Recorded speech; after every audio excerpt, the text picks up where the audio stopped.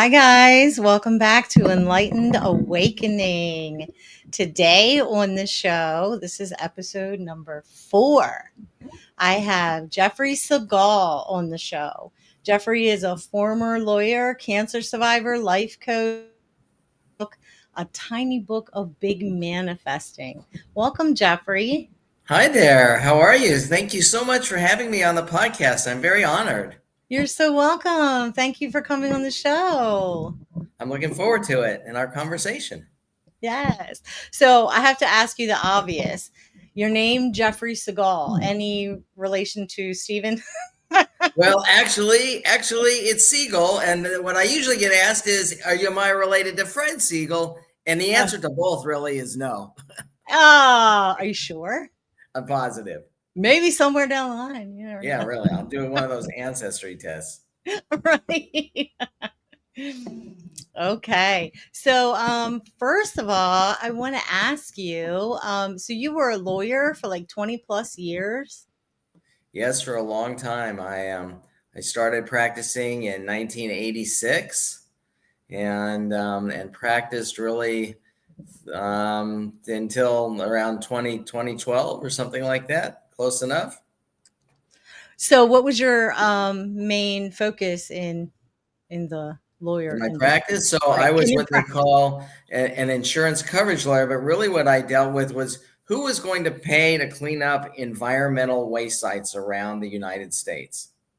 Oh, wow. What's really interesting to me now that I can look back a little bit is my legal career involved the earth, right, cleaning up the earth, and now with Mystic Journey Crystals, I'm all involved again with the earth, and I'm also a triple Capricorn, which is like earth, earth, earth, right?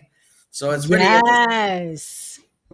Wow, that's amazing. That's wild. A triple Capricorn. So like you're a Capricorn sun sign and then My moon Capricorn sign rising. and my rising sign, all of them Wow.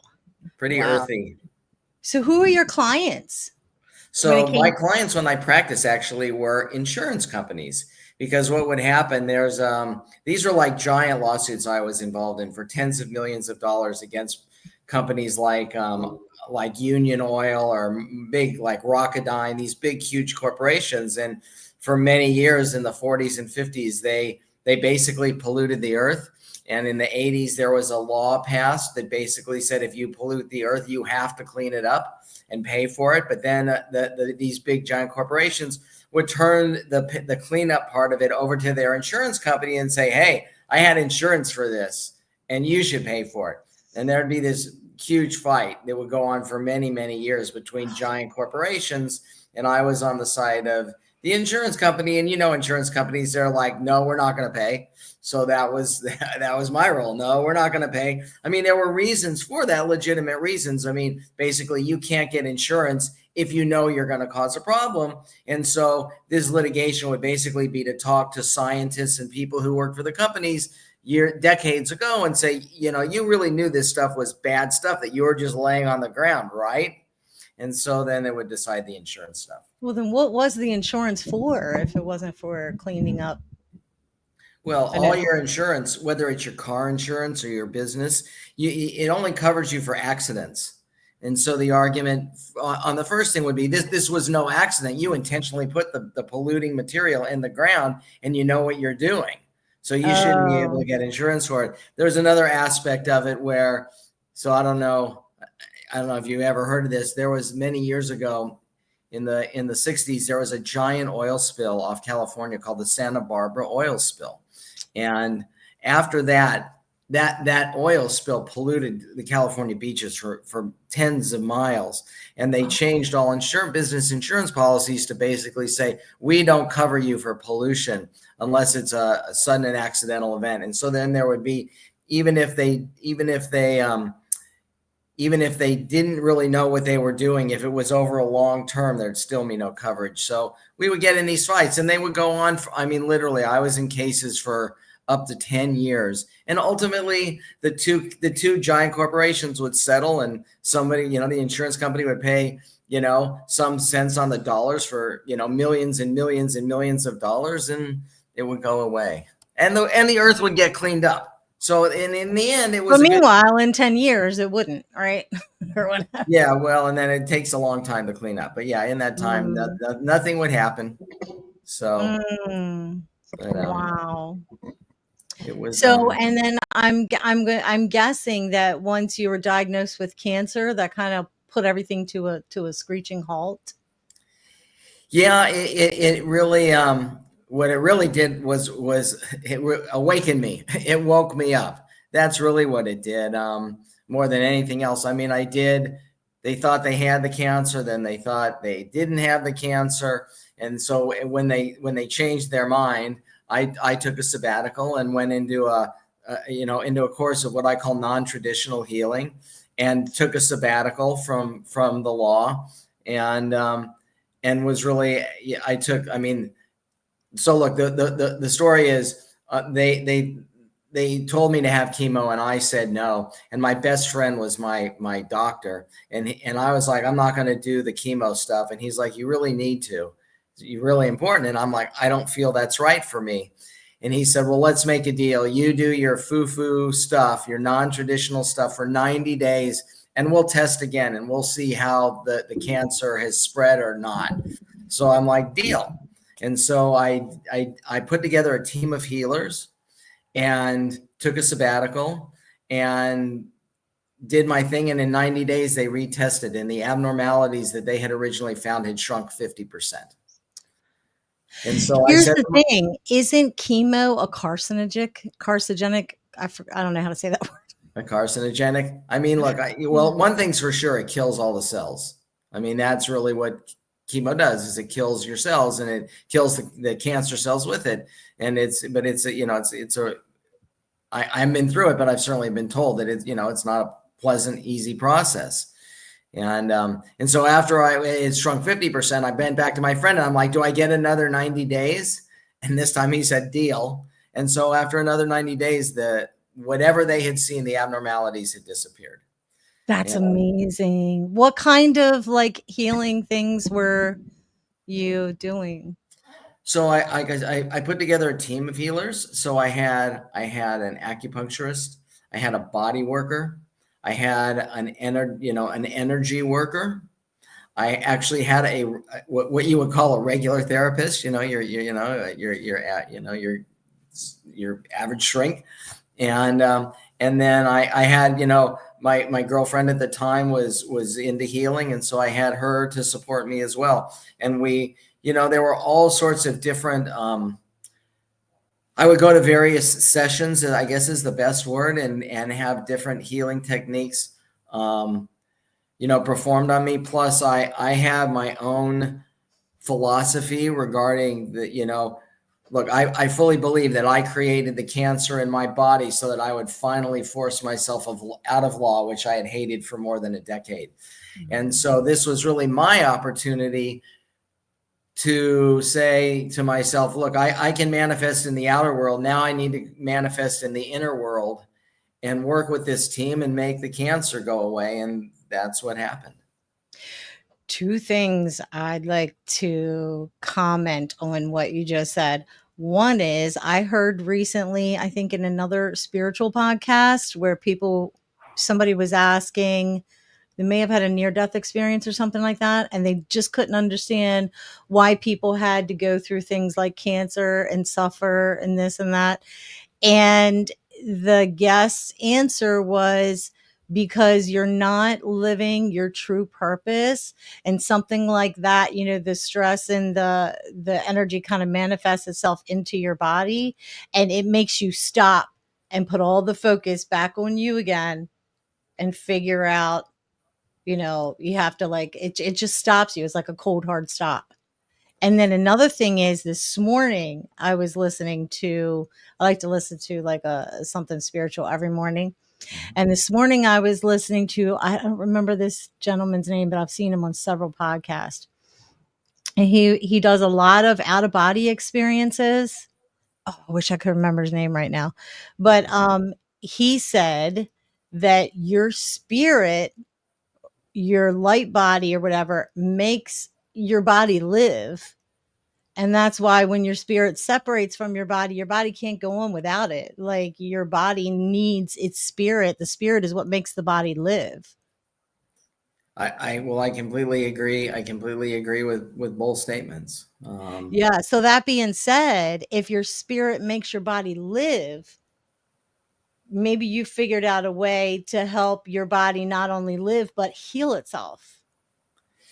Yes, I That's a mean fair statement. this was my opportunity. I mean, I knew. I mean, and there's a sense of knowing that really is, without words, it's really indescribable. But I knew that if I didn't follow this course and make these changes in my life, that I mean that I wasn't continued to be incarnate for a long period of time. I had to make these changes and I had to do it this way. There was no hesitation, there was no doubt. I mean, doubt is the manifestation killer. I mean, really it really is makes creating what you want very, very difficult. But there was no doubt in my mind as to what I needed to do and where I was going to head. Although I have to say, even though I knew I wanted to leave the law and had known that, like I said, for more than a decade, knowing what I wanted to do after that was one of the most difficult things that I ever had to figure out, had to come to terms with and make my new path forward. That's interesting. So you had, well, correct me if I'm wrong, the way I'm hearing this, you had an inner knowing that you knew that these non-traditional ways of healing were going to work. Yes, exactly. I mean, I knew this was the path I had to follow. That's awesome. That's And awesome. So, okay, so you were a lawyer, then you were a cancer survivor. You went through non-traditional ways of healing, and you finally went into remission, correct? yes, and And it's been gone then, ever since. nice. How long ago was that that you went into remission? It's now 17 years, long time ago. Nice. So then I also read when I was looking at your stuff that led you to a mystic journey. You're like, wow, this is how I've healed. There's really something in this. Let me get deeper into this. So talk about how that kind of led you into your mystic journey.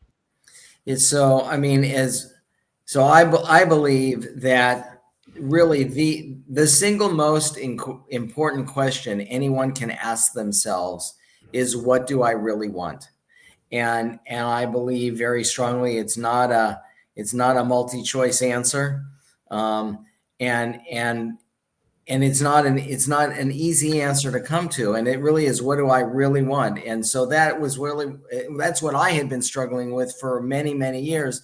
And so when I took my sabbatical and took the time to be away from the law and really just be focusing, like you said, on myself, I really delved into what do I really want. And ultimately I came to and it sounds a little cliche, but it's true. Like, what are my passions? What am I passionate about? And there were really two things that it came down to.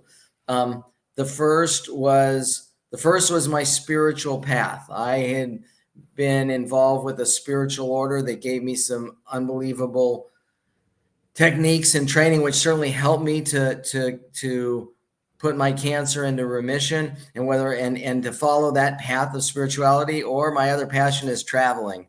So I was deciding between being a travel agent and ultimately to open Mystic Journey bookstore, and I chose the bookstore. Yay. So tell us about your bookstore and Crystal Gallery. Yeah, thank you. So I opened Mystic Journey in 2008, which is interesting because I know for a lot of us that seems like a long time ago, but that was actually right in the middle of the Great Recession, right in the middle of the crash. We opened, and and people would tell me at the time that I was crazy, one, opening a bookstore, right? Because nobody's reading books. It was actually the time that like Nooks and Kindles were coming out. And they were also like, you shouldn't be opening in the middle of what's going on economically.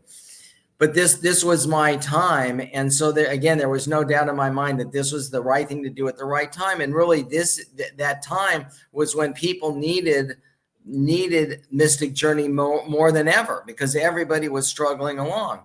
And in, I mean, Los Angeles is very large, as you probably know, and so there was one spiritual bookstore that was very famous called Bodhi Tree. It was famous from Shirley MacLaine in the 70s. That was like 15 miles to the east of where I was opening. So there was nothing like this in our part of town, my part of the city. Which is And shocking because a lot of right, people in that area love that stuff, that right. kind of stuff.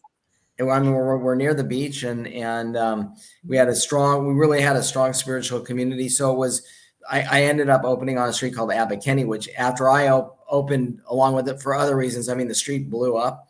I mean, just got famous, Oh, and no, I know. As soon as I said, I'm like, no, those are the wrong words. I was like, bomb? What? It became a very famous street. It was for a while, it was rated like the best shopping street in the U.S. And so, I was very blessed as to where I opened, and actually when I opened. And I actually, when I opened it, there was another, like, more of a Wicca oriented store in another part of our city, far away from me. Mhm. And they were really product oriented. And so I combined these two stores into my vision, which was basically a one-stop shop for spiritual needs. And that's where, when we opened back in 2008, we've moved a couple of times. We're now like a mile away from our original opening on a street called Main Street in Santa Monica, which is like a block from the beach. You can walk from the beach to the beach from where we are, and it's beautiful. And then, and I know I'm talking a lot, but so there was No, it's also, okay. That's what a podcast is for.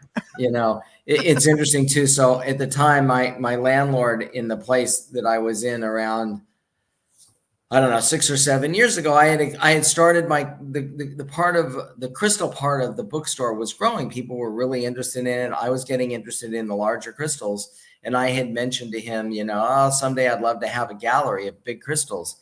And I don't know, 8 months later or something like that, I get a call, and he's like, I have a building for you. Maybe you want to, put these large crystals in them. And I'm like, I don't know. And he's like, you got to come see this space. And I'm like, okay, I'll go. And I drove over, and it was this amazing, beautiful space. And so I didn't even ask. I mean, I asked the universe for it somehow, and it came to me. And so we opened our crystal gallery about 7 years ago, and we've moved once since then. This is another thing. I'm all about manifesting. That's why I wrote my book, The Tiny Book of Big Manifesting. When I was thinking of opening the gallery, my original vision was to have, because where I was with the bookstore, I couldn't really put it all in one space, right? And I was like, God, I'd love to have them together, but it wasn't possible. And when I opened the gallery, we were about a mile apart. I moved the bookstore during COVID, which was pre-planned. And then as I was opening, my landlord in the bookstore came to me and said, the guy next door to you wants to leave. Would you like to move your crystal gallery right next door to the bookstore? And I'm like, oh my God, right? This is what I wanted. This is what I envisioned. So I did that. Nice. Is it just mainly crystals and books that you have, or do you sell other things?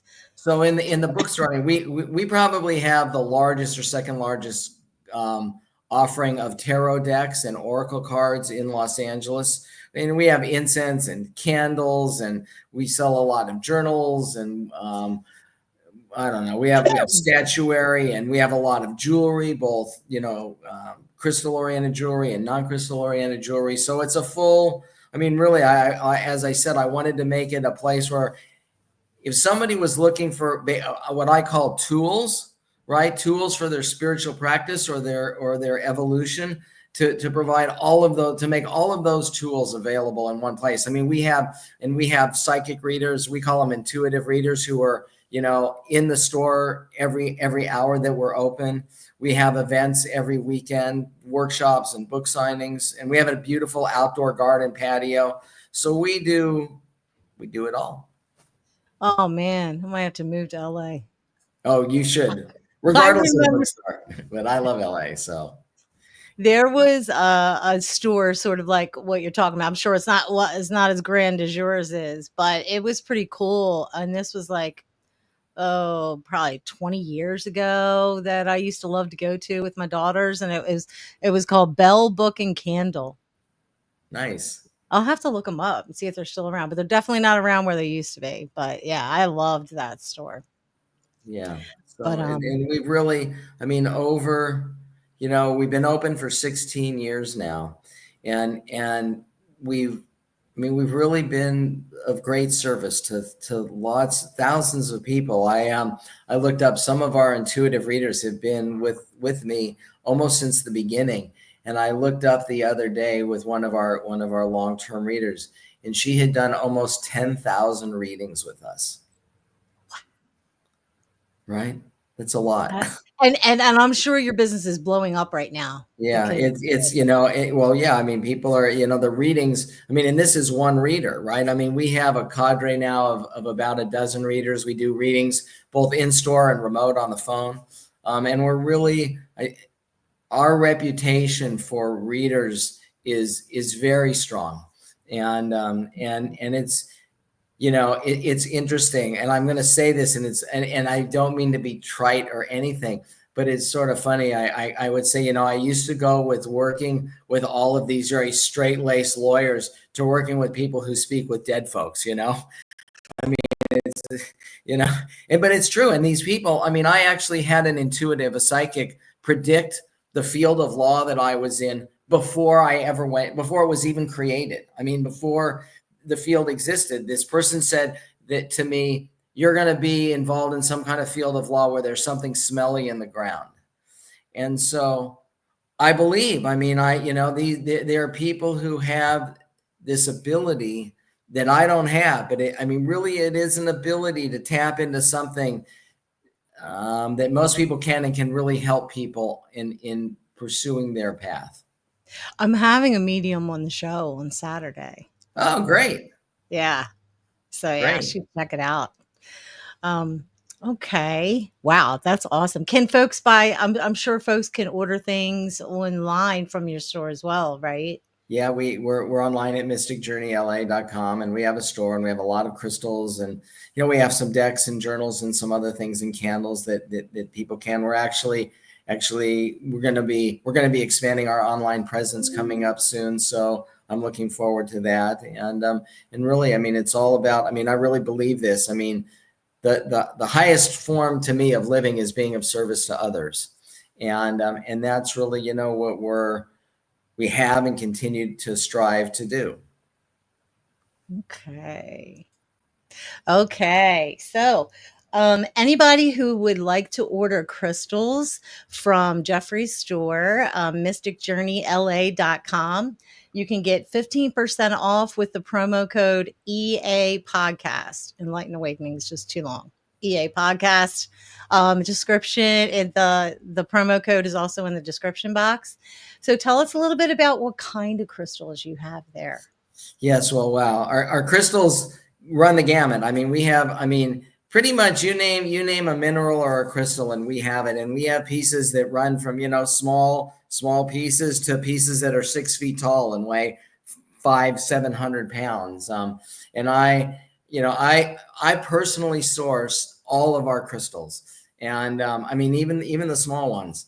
And so I go down to South America. I've also been to Madagascar, and I've been to the mines and the workshops where all of the work is done, and see, and this is one of the things that people really, when they're purchasing from us, that they appreciate and know, is that, like I said, I personally select them, but that, I make sure I know where they're coming from. I get asked a lot about, well, how do you know if they're real? Well, I know they're real because I work directly with the families who do the mining and the polishing of them. And, look, I'm looking for only really very high quality pieces. That's really what Mystic Journey is known for in terms of its crystals. And really, and I work with these. I was just saying, I work with these guys. It's mostly guys. There is two sisters out of Madagascar who were actually invited me to go. I spent 3 weeks in Madagascar and went to some of the mines there. But so there are these two women from Madagascar who I work with as well. But all of these people, I mean, and they're all family businesses. These are not like big corporate um, entities that are mining these crystals, and they're fabulous. They're wonderful people, and like I said, I work directly with them and pick all of our pieces one at a time. And so if you're anything that you see online, or if you come, if you're in LA and you come to our store in Santa Monica, you'll know that I personally selected them from like hundreds or thousands of pieces. So when you went to Madagascar, you went in the mines, you said? Yes, for these are Did blue you celestite mines. Oh, did you see Snow White's 7 doors in there working? It's It's pretty funny. No, they weren't there. They weren't there. But I would say what was really interesting is that so I went down. These are like I took some pictures, and our pictures of my travels are in our gallery. And a lot of people come in because I had to go down a shaft and then crawl through a little hole into a little room where you couldn't even stand up, right? And a lot of people are like, I could never do that, right? And it didn't bother claustrophobia. me. You're right. But when I was in the room where the crystals were, where this guy was getting the crystals out of the earth, he was literally using a spear to take them out. Isn't that bad? No, not at all. He's just in there with a spear in the earth. It's, Oh, okay. pretty easy I going. went I on a mean, tour of one of huh? those canyons one time, and they told us we couldn't touch anything. Yeah, I got to say, when you say that, when people come into our gallery, I'm like, feel free to touch. And everybody like, really? I'm like, yeah, this is, the crystals love it. And we want people. I was like, we're not a museum. This is, and everybody, if it's really to anybody, if you're buying a crystal, I would, unless you're buying online, in which case I understand you can't touch it. But if you're in a store and you're buying a crystal, you want to touch that crystal. You want to Well, feel yeah, that. we could touch it in in the gift shop, but like inside the canyons, they said it was something about like the oils in our fingers because they were like stalactites and stalagmites, Yeah. and they were like, "Don't touch them," because I guess the oil in your fingers or whatever could mess them up. Right. Well, if you're in a like a cavern with stalactites and stalagmites that are really, they're not really crystals. They're almost like silic. Uh, there's some kind of salty formation, because I was just in the caverns up at Mount Shasta here in California, and we were told the same thing. But if you're going Mm. and you're like or like I'm in a mine where there's a quartz crystal or an amethyst crystal, my touching them isn't going to do nothing to them. Oh, okay. Yeah, Are all it's crystals inside a rock? Because I know that some of them you don't even know. Like even a diamond, you could pick up a rock and not even know that there's crystals inside of it, or there's a So diamond inside. there's really, I mean, for crystals, there's really two types. I mean, there's the type that are like crystals, like a diamond or a quartz, or some like even a rose quartz that literally grow in the earth, and they take it out and they have to power wash it off, and the dirt comes off. And then there are geodes, which are really what amethyst and citrine are, and they're like a ball. I mean, sometimes the ball is Mm. elongated, but it's a ball, and the crystals grow inside the ball. So they take the ball out of the earth and then open the ball to expose the crystals. Wow. What are just to name a few? I know there's so many, but just a few of your favorite crystals and what they do as far as energy is Yeah, so concerned. I mean, certainly, I would say that the two most popular crystals are rose quartz, which is the stone of love, and it can be, and it's not, look, it can be romantic love in connection to a soulmate, or it can be more of a universal love, particularly if you're people who have a space where there's a gathering and they want to create an ambiance of love in that space. They'll get a large Um, rose quartz. And the other one, I mean, people like citrine, natural citrine, because that's a stone of abundance. And it's similar. I mean, it can be abundance in monetary abundance, but it can be just general abundance in life too. what um color is citrine? Citrine sort of generally a golden, it's like a quartz. It's clear, but it has a Mhm. golden color to it. Like a amber or not that dark? Not that dark, more like a champagne color is what I would say. Oh, And kind of then like the ones I have in the background here.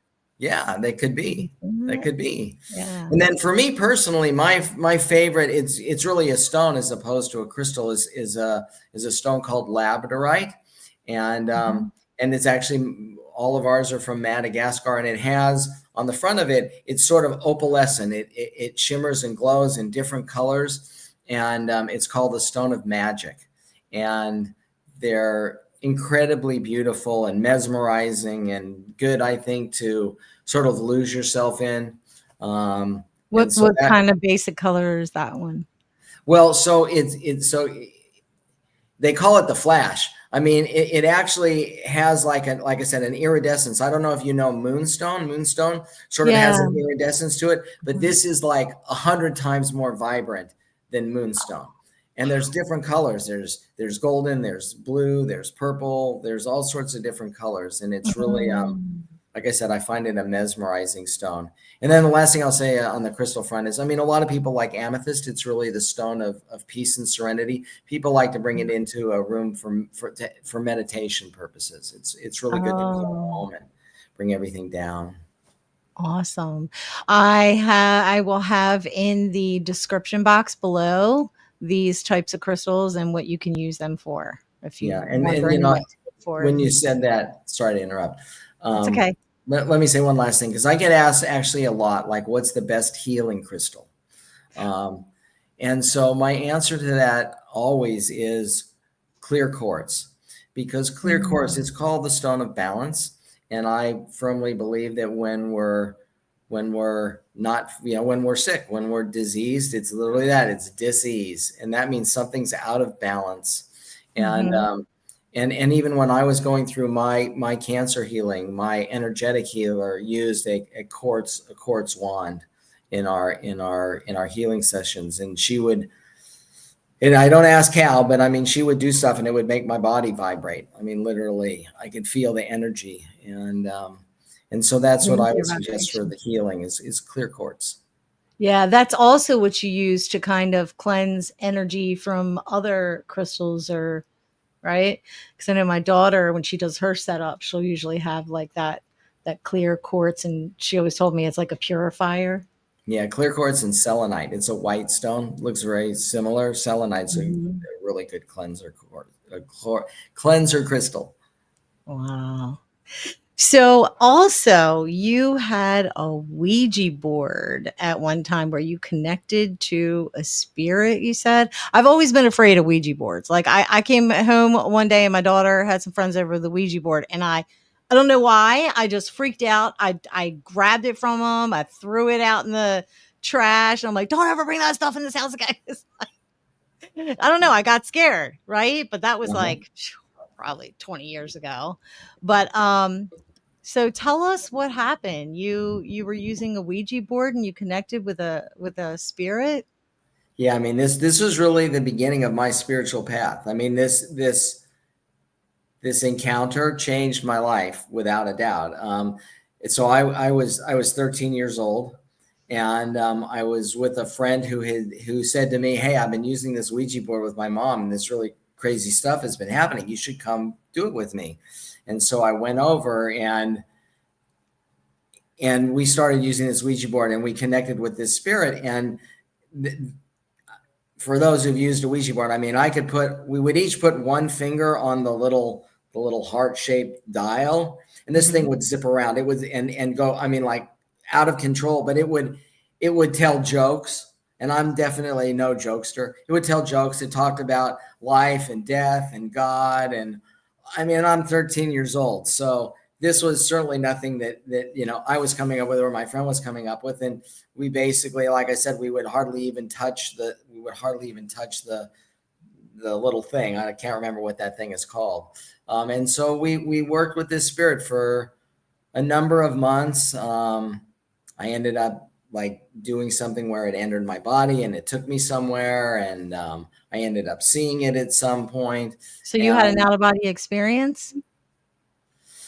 I'm not sure about the label. I mean, I would call it an inner body experience, I guess is what I Oh, would okay. call it. I mean, it was really internal. Although when I saw it, that was definitely, I mean, a physical thing that I saw on and So what but happened?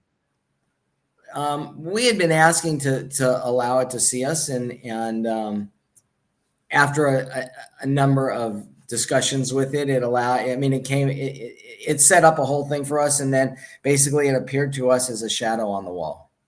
When you say it, you mean like a being or Well, the spirit appeared as a shadow on the wall. I don't know how, oh, what other words to put to it. okay, gotcha. Um, and and it confirmed that that was it when we had the board and saw the shadow. In the Uh, shape of a person? I'm no, it's sorry. just a blob, Okay. but it was And there were no definitely lights to cast a shadow? no. Wow. So it was, and it really, I mean, it was the first. I mean, I mean, it let me know that there's something other than just the physical existence. There's just it's one. There's no doubt in my mind about that, and it has not been for my entire life since 13 years old. So it really changed how I view everything. So what was the communication between you and the entity or Yeah, the spirit. I mean, well, I mean, the vast majority of it was through the Ouija board, and it just talking to us. I mean, I have no regrets in life. I don't believe in regrets. But one thing, so we actually, it allowed us to transcribe all the things it was saying. And so back then, we had a cassette recorder, and then I typed it all out. But that typing, it either went to my friend or went into the ether somewhere. And it would certainly be cool to have that now, but I don't. you don't remember what it was saying? What it Well, was I mean, telling you? it talked. I mean, the things that I really remember, again, it's quite a while ago. I mean, it's just talking about what it's like to be disincarnate, but still, um, What it's like to not be in a body? yeah, I guess that's fine to not be in a body. And I mean, it pretty much described it as like floating on an ocean. That's really what the one thing that I really remember. Um, Yeah. floating in a vast ocean. Um, Wow. So yeah, but that really, like I said, it changed my view of things and set me, without even knowing it, set me off on my spiritual path. Wow. And then so that was around the same time you were healing, or was that after you went Oh into no, remission from the this cancer? was this was 20 years before, 25 years before that. This was in, let's see, 59. This was in the early 70s. Okay, so you were kind of already aware of, like a mystical type journey, and then when you got the cancers, when you're like, "Let me go this Well, route," right? Am I well, getting that right? there was sort of, so when I was in law school, my girlfriend at the time was working for a psychic. And so I went to have a reading. And at the end of the reading, I'm like, I'd like to learn more about metaphysical things. And she was like, here, call the organization on this card. And I'm like, great. And then I put the card in my wallet and I never called them until I failed the bar exam. And so this is another one of these things. And so my ultimately I called the organization. They're called Builders of the Adytum. Adytum is Adytum. It means inner temple, and it's basically a hermetic Kabbalistic order. And going to them changed my life. And so this is another one of these things where one of the great things that, I mean, really one of the great things that ever happened in my life was failing the bar exam, because that was what got me to call the organization. And that's really what set me on. I mean, they used to back then, this was in 85. There was no computers really then. And so they sent out in the mail weekly lessons, and I did those weekly lessons for more than 2 decades, Wow. and Okay. totally shaped who I am in my life and my values and my belief in creation.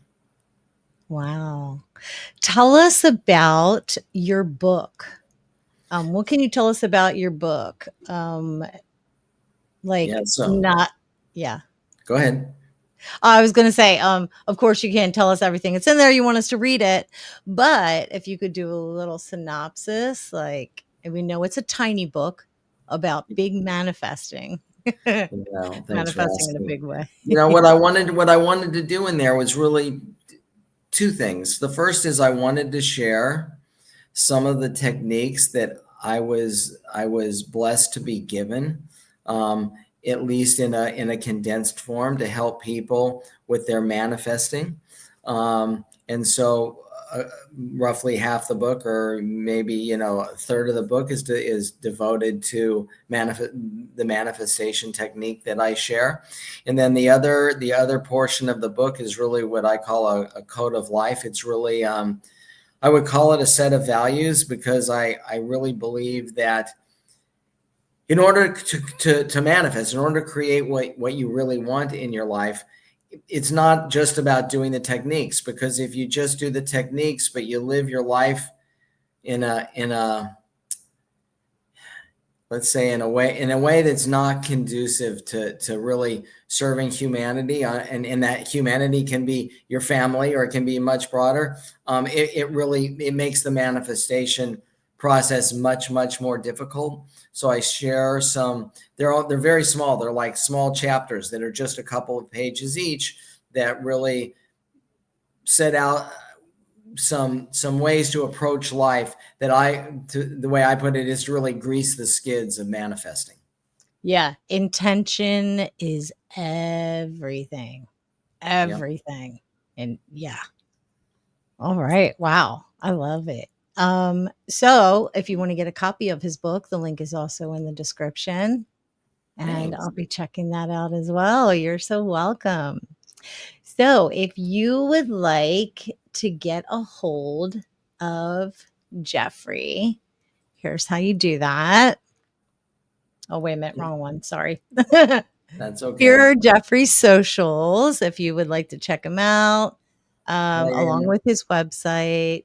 We have Instagram, YouTube, Facebook, and and you if can you really have any questions, I mean, I really, I like I, let me just say, I take a very personal interest in my businesses. Like I said, I pick every crystal, and in our customers and our clients. And if you have any questions, I mean, you can feel free to reach out directly to me. I'll give you my email.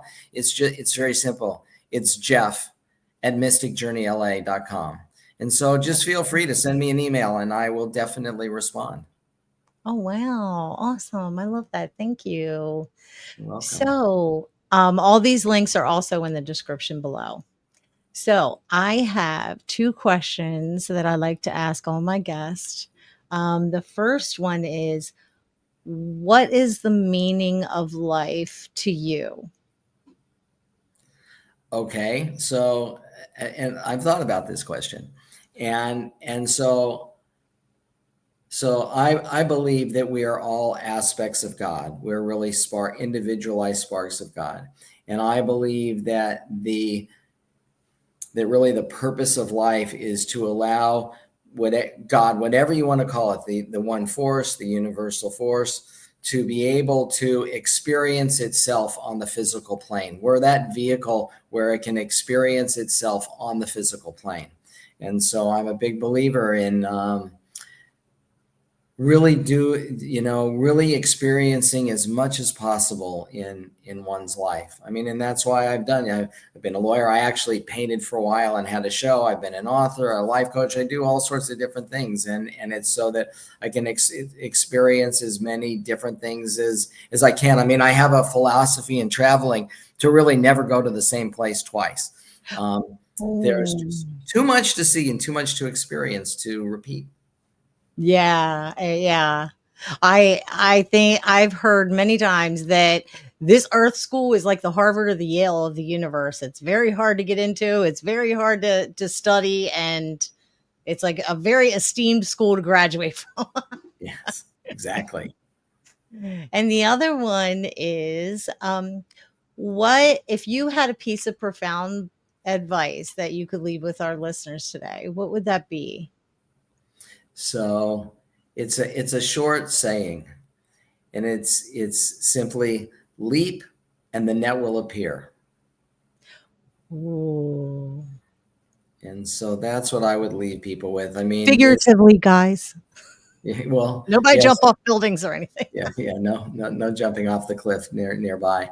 But really, I mean, I was stuck in law for more than 2 decades. I was too afraid to take that leap, and ultimately, life pushed me out.